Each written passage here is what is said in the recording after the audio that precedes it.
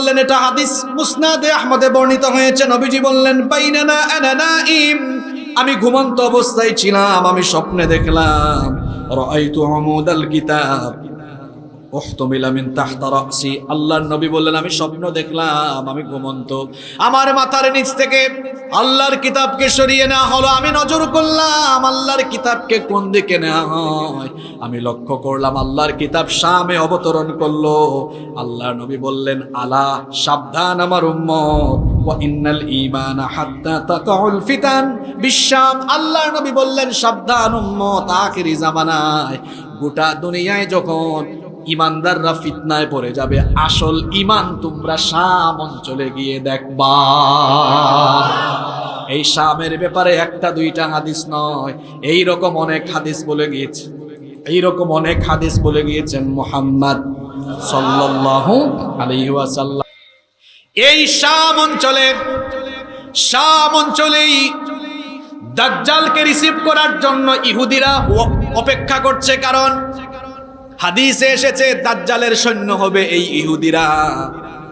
লম্বা একটা হাদিস আছে তামিমদারি রাদিয়াল্লাহু আনহু থেকে। তামিমদারি এবং তার সঙ্গীরা একবার সমুদ্র ভ্রমণে বের হয়েছিলেন, এরপরে দাজ্জালের দেখা তারা পেয়েছিলেন। দাজ্জাল কিন্তু রাসূলের জামানা থেকে আছে, দাজ্জাল আত্মপ্রকাশিত হয় নাই, দাজ্জাল যে কোনো মুহূর্তে প্রকাশিত হয়ে যাবে।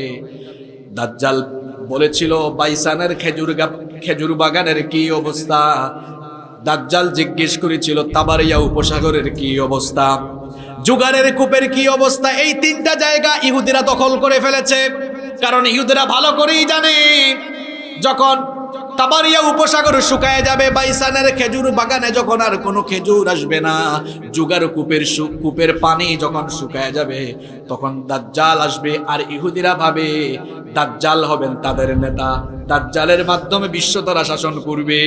এই শামের মধ্যে আসবে দাজ্জাল, আর দাজ্জালতে বর্তমান ইসরায়েলের ইহুদিরা ফিলিস্তিনের ভূমিকে দখল করেছে।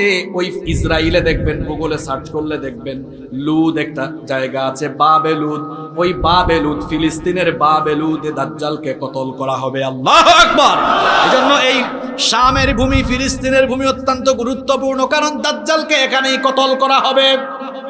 বাবেলুদের মধ্যে দাজ্জালকে হত্যা করা হবে। নাম্বার 10, 10 নাম্বার হচ্ছে এই দাজ্জালকে কতল করার জন্য বর্তমান শামের অর্থাৎ সিরিয়ার দামেস্কের পূর্ব দিকের একটা মসজিদে সাইয়েদনা ঈসা আলাইহিস সালাম তিনি একটা সাদা গম্বুজওয়ালা মসজিদে অবতরণ করবেন। আর ঈসা আলাইহিস সালাম ঈমানদারদেরকে নিয়ে এই শাম অঞ্চলে দাজ্জালকে তিনি কতল করবে। তাহলে এই ভূমিকে নিয়ে কেউ যদি ছিনিমিনি খেলে বিশ্বের 200 কোটি মুসলমান চুপ করে বসে থাকবে। কিন্তু আজকে দুঃখের ব্যাপার হলো কাফির ভাই, কিন্তু মুসলমানের কোনো খোঁজ খবর, আমরা বিবৃতি দিয়েই শেষ। ইসরায়েলের এই বর্বর ইহুদিরা এরা এই অঞ্চলটাকে দখল করে ফেলেছে, এরা দখলদার। আচ্ছা, এটা লালমাই, এই মাঠে আপনারা বসে আছেন। এখন যদি লাকসাম থেকে কেউ এসে এই মাঠ আসল মালিক যিনি তাকে হটায়া দিয়া এই জায়গা দখল করে ফেলে, আপনারা কি তাকে ভূমির মালিক বলবেন না দখলদার বলবেন? ইসরায়েল নামে পৃথিবীতে কোনো রাষ্ট্র নাই। পাসপোর্ট কার কার আছে আপনাদের? মাশাআল্লাহ, অনেকের আছে, হাত নামান। আপনারা কুমিল্লার মানুষ, ধনী মানুষ আপনারা, আমি জানি।